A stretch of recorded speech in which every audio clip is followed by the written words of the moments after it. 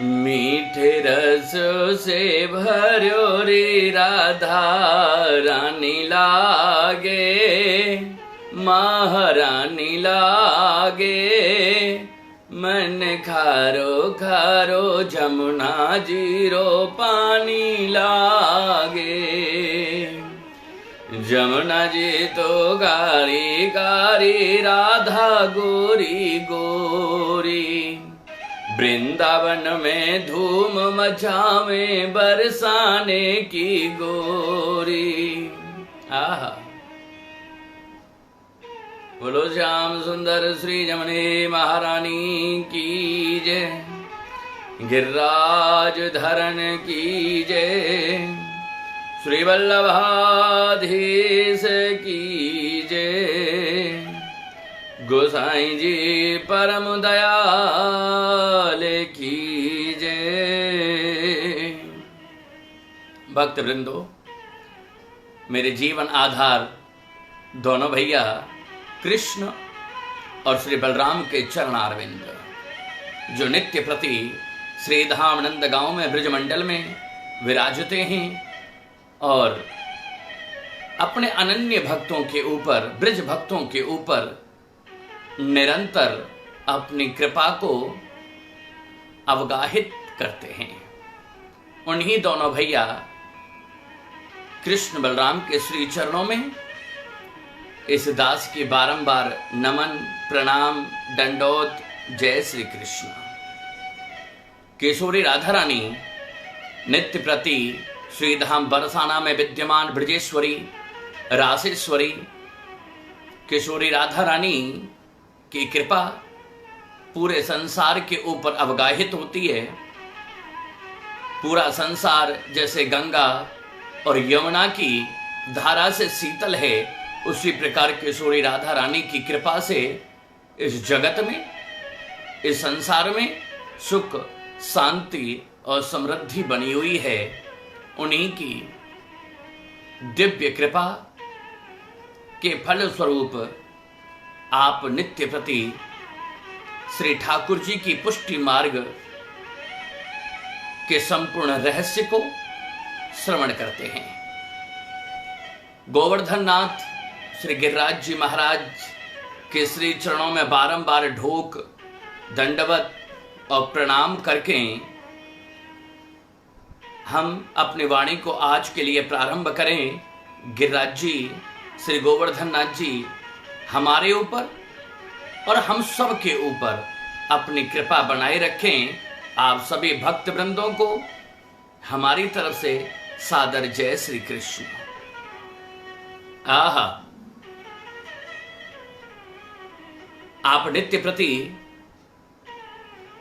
किशोरी राधा रानी के स्वयं स्वरूप श्री महाप्रभु जी के 84 वैष्णव की दिव्य वार्ता श्रवण करते हैं। और ये वार्ता आप सत्य माने नित्य प्रति हमें सुख, हमें आनंद और आनंद की अनुभूति प्रदान करती हैं। ये मानव शरीर हमें मिला, इस मानव शरीर को प्राप्त करने का उद्देश्य क्या है?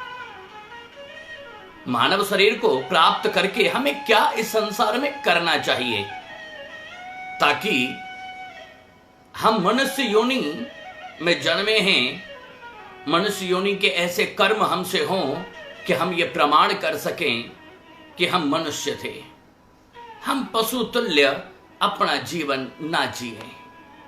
जीवन में अनेक प्रकार की विषमताएं, अनेकों प्रकार के कष्ट, दुख और तकलीफ निरंतर हमारे जीवन में अवगाहित होती हैं।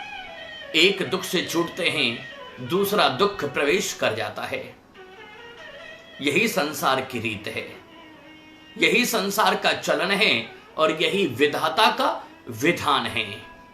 अगर जीवन में दुख न आए तो हम आनंद कंद भगवान श्री कृष्ण के दिव्य चरणों के रस का रसस्वादन कैसे करें?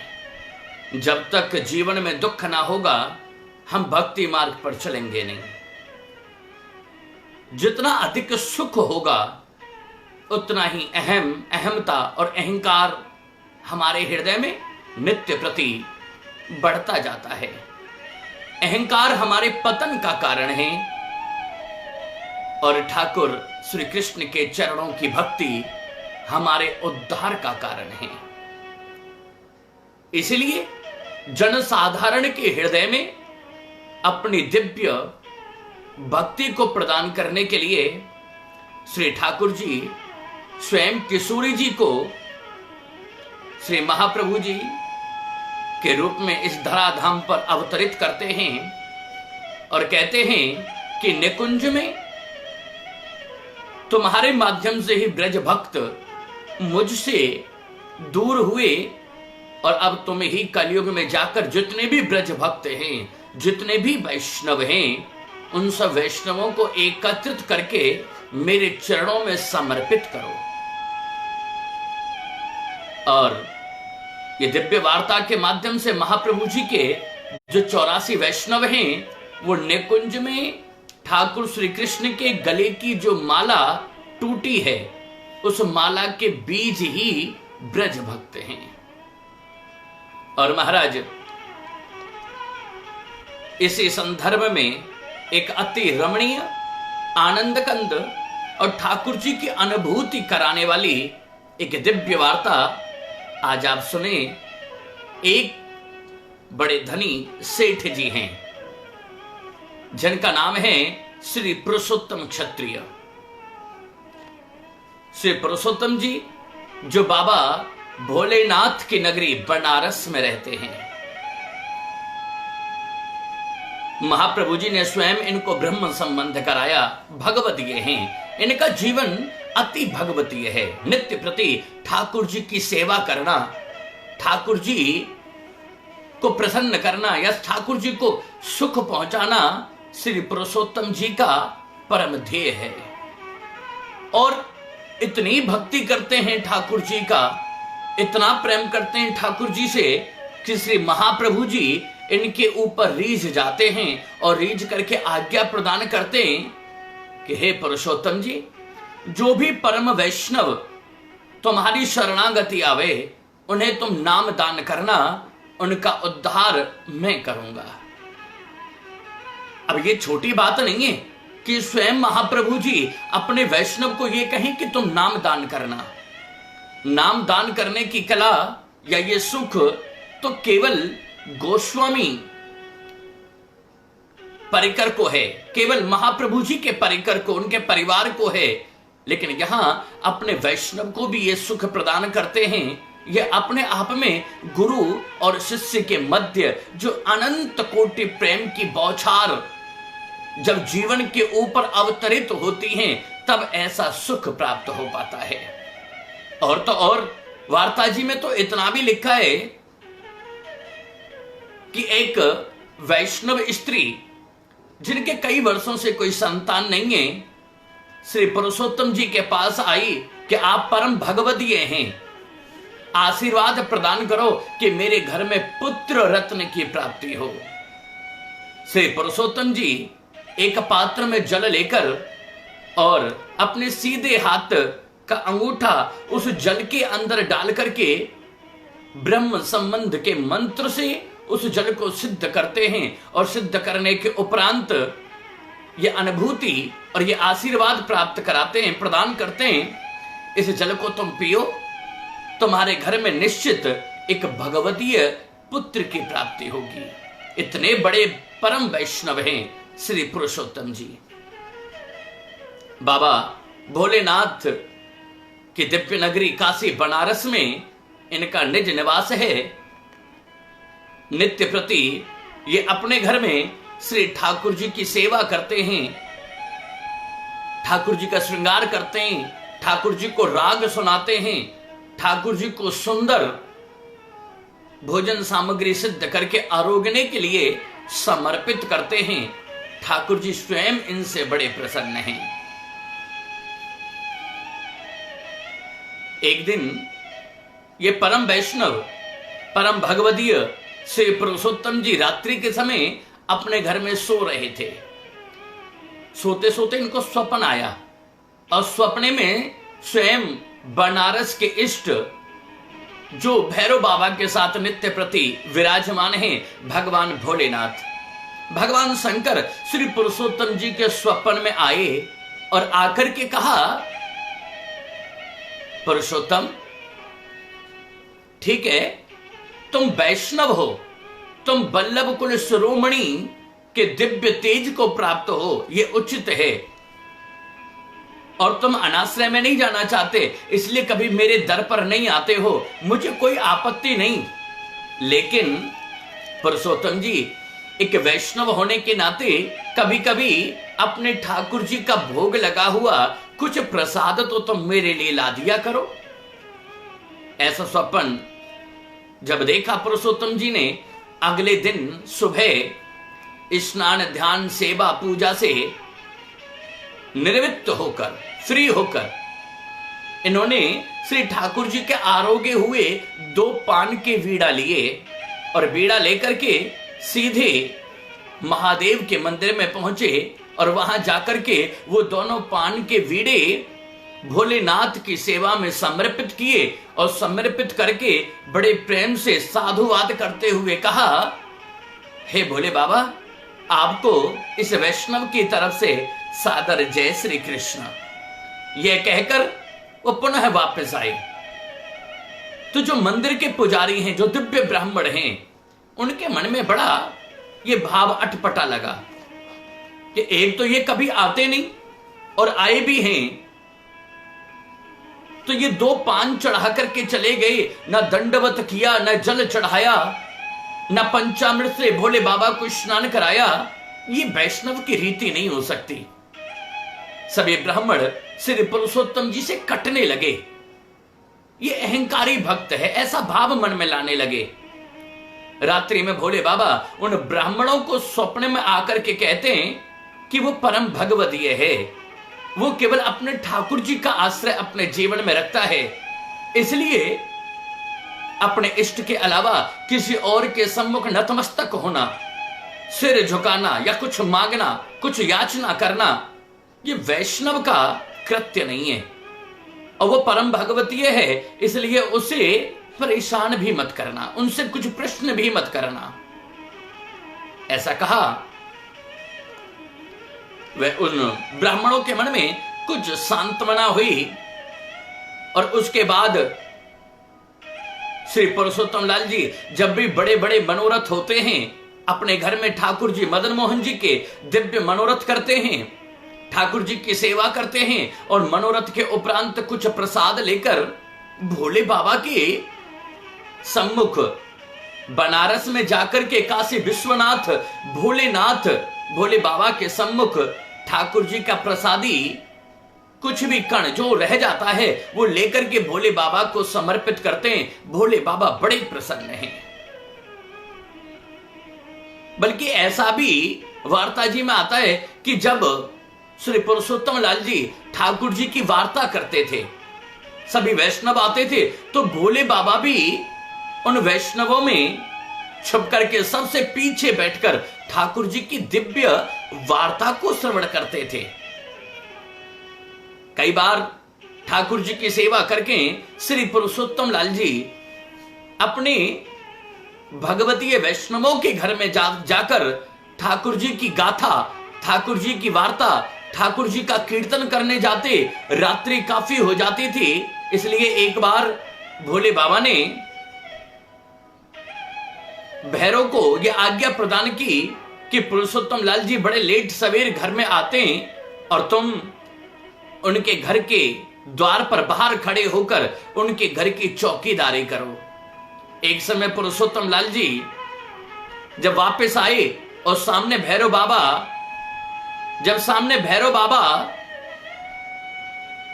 खड़े हैं, तो पुरुषोत्तम लाल जी कहते हैं कि आप कौन हैं? बोले कि मैं भैरव बाबा हूं। बोले कौन भैरव बाबा? बोले कि मुझे भोलेनाथ ने मंदिर से तुम्हारे घर की रक्षा के लिए भेजा है।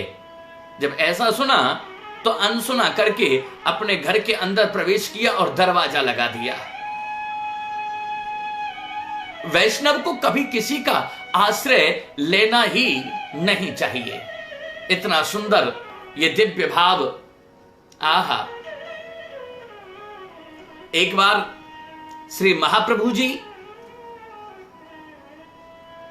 संग में सेठ पुरुषोत्तम जी और एक ब्राह्मण, इनको लेकर के और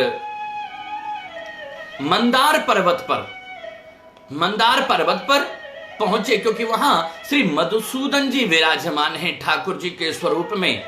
चलो दर्शन करके आते हैं। वहां दर्शन करने गए मंदार पर्वत पर मधुसूदन भगवान के, और उस पर्वत की ऐसी महिमा है, वार्ता जी में लिखा है कि अगर वहां पर उस पर्वत पर किसी की मृत्यु हो जाए तो वह सीधा मुक्ति को प्राप्त कर जाता है। ऐसे अद्भुत दर्शन है मधुसूदन जी के। जब वो वहां पहुंचे, रात्रि में ब्राह्मण और सेठ पुरुषोत्तम लाल जी एक जगह पर विश्राम करते हैं। वहां पर एक तेज युक्त ब्राह्मण उनके पास आया। मधुसूदन जी का एक सेवक ही था। सोचा कि क्यों ना इन दोनों वैष्णवों की परीक्षा ली जाए। परीक्षा लेने के भाव से एक ब्राह्मण आया। सबसे पहले जो ब्राह्मण है उसको जगाया और कहा, आप सोए हो, मेरे पास एक मणि है जो निरंतर इच्छा की पूर्ति के लिए अनेकों द्रव्य प्रदान करती है। मुझे इसकी आवश्यकता नहीं, आप इसको ले लीजिए। ब्राह्मण ने कहा कि मैं तो विरक्त ब्राह्मण हूं, पुष्टि मार्ग में प्रवेश कर चुका हूं, केवल ठाकुर जी का और श्री महाप्रभु जी का आश्रय, इसके अलावा जीवन में और किसी का आश्रय करना नहीं, क्योंकि घर परिवार का दायित्व मेरे ऊपर है नहीं। अतः मुझे तुम्हारी इस मणि की आवश्यकता नहीं है। हाँ, मेरे साथ जो लेटे हुए सेठ पुरुषोत्तम जी, आप इनसे पूछो। उस ब्राह्मण ने सेठ पुरुषोत्तम लाल जी को जगाया और कहा कि मैं तुम्हें प्रसन्न होकर एक मणि देना चाहता हूं। बोले मणि किस लिए? बोले कि दिव्य भेंट तुम्हें प्रदान करेगी, तुम्हें स्वर्ण देगी, तुम्हें वैभव देगी। सेठ जी कहते हैं मुझे तो ऐसे किसी वैभव की आवश्यकता नहीं, आप ब्राह्मण से पूछो। अब ब्राह्मण स्वयं आए और सेठ पुरुषोत्तम लाल जी से कहते हैं, आप ही इस मणि को ग्रहण कर लीजिए, क्योंकि आप गृहस्थी हैं, मैं तो वैरागी हूं। अभी एक सेर चून की आवश्यकता मुझे पड़ती है, कहीं से भी व्यवस्था हो जाती है, लेकिन आप कुटुंब वाले हैं, आपको मणि की आवश्यकता है। बोले कि जब तुम्हें ठाकुर जी का इतना भरोसा है कि ठाकुर जी तुम्हें एक सेर चून प्रदान कर देंगे, तो मुझे भी भरोसा है कि मुझे 10 सेर चून प्रदान कर देंगे। और उन दोनों ने ही उस दिव्य मणि को ग्रहण नहीं किया। महाप्रभु जी ये सब लीला देखते हैं और बड़े आनंद विभोर हुए कि धन्य हैं श्री पुरुषोत्तम लाल जी, इतने परम भगवती है कि न भगवान से कुछ मांगा, कोई अपनी इच्छा से भी अगर प्रदान करने आया तो उसे भी ग्रहण नहीं किया, अनाश्रय में नहीं गए, बड़े भाव विभोर हुए। और इसी मार्ग पर ब्रजवासियों का एक अति सुंदर भाव भी है। आहा, बड़ा अलौकिक भाव है। ब्रज भक्त कहते हैं, जो ठाकुर जी के भक्त हैं, वो कहते हैं, नाथ मोहे कीजे ब्रज की मोर, नाथ मोहे कीजे ब्रज की मोर। हे प्रभु, अगर कृपा करो तो हमें ब्रज में, ब्रज मंडल में एक मोर बना देना। क्यों? कि निस दिन तेरो नित्य करूंगी, निस दिन तेरो नित्य करूंगी, ब्रज की खोरन खोर, नाथ मोहे कीजे ब्रज की मोर। श्याम घटा संग यातन रख के, श्याम घटा संग यातन रख के, कहूंगी चहु ओर, नाथ मोहे कीजे ब्रज की मोर।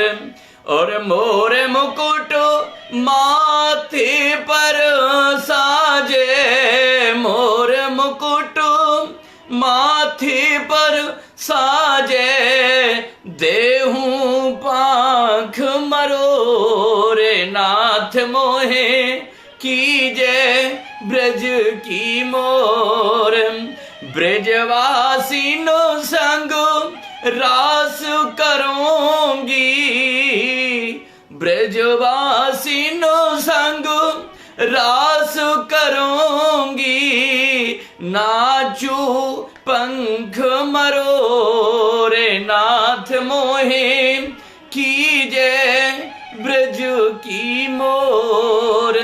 हे भक्त वृंदो, ये जो दिव्य वार्ता आप सुनते हैं ना, इन वार्ताओं का केवल एक ही अर्थ है, ठाकुर जी के चरणों का एक सच्चा वैष्णव बनना।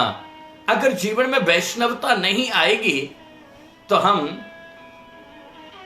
इस पंच भौतिक शरीर को प्राप्त करके ठाकुर जी के आनंद के सुख से वंचित रह जाएंगे। और अगर वंचित रह गए तो फिर 84 लाख योनियों में भटकना पड़ेगा। 84 लाख योनियां हैं। 84 लाख योनियों को भोगने के उपरांत पुनः एक बार ये मानव देह प्राप्त होता है। और आज हमें मानुष देह प्राप्त हुआ है, क्यों ना इस मनुष्य शरीर को प्राप्त करके हम परम भगवतीय बन जाएं, हम वैष्णव बन जाएं, हम गोवर्धन नाथ जी के चरणों के दास बन जाएं। दुर्लभो मानसो देही, बहुत दुर्लभ है ये मनुष्य शरीर प्राप्त होना। दुर्लभो मानुषो देही, और देही नाम क्षण भंगुर, अगले पल का मालूम नहीं। इसलिए प्रत्येक जीव को चाहिए कि वो अपने जीवन के विश्राम की ओर चले। जब भी ज्ञान प्राप्त हो तुरंत अपने जीवन का विश्राम, अपनी मुक्ति, अपने हृदय में भक्ति स्थापित करने के लिए परम वैष्णव बनने का भाव लेकर अपने वल्लभ कुल शिरोमणि किसी ब्रजवासी से ब्रह्म संबंध कराए और ठाकुर जी की निज लीला को, निज सेवा को अपने जीवन में आरोहण करते हुए नित्य प्रति श्री कृष्ण शरणम ममः, श्री कृष्ण शरणम ममः इस मंत्र का निरंतर जाप करते करते और ठाकुर जी के निकुंज में, उनकी दिव्य लीला में सम्मिलित होकर अपने जीवन को आनंद मनाएं। आहा, आशा करते हैं आप नित्य प्रति इस आनंद को अपने जीवन में मनाते हैं। आशा ये भी करते हैं आप ज्यादा से ज्यादा ब्रज भक्तों को, ठाकुर जी के जीवों को ठाकुर जी से मिलाने का एक शुभ कर्म, एक सत्कर्म करेंगे। आप सभी वैष्णव वृंदों को हमारी तरफ से सादर जय श्री कृष्ण।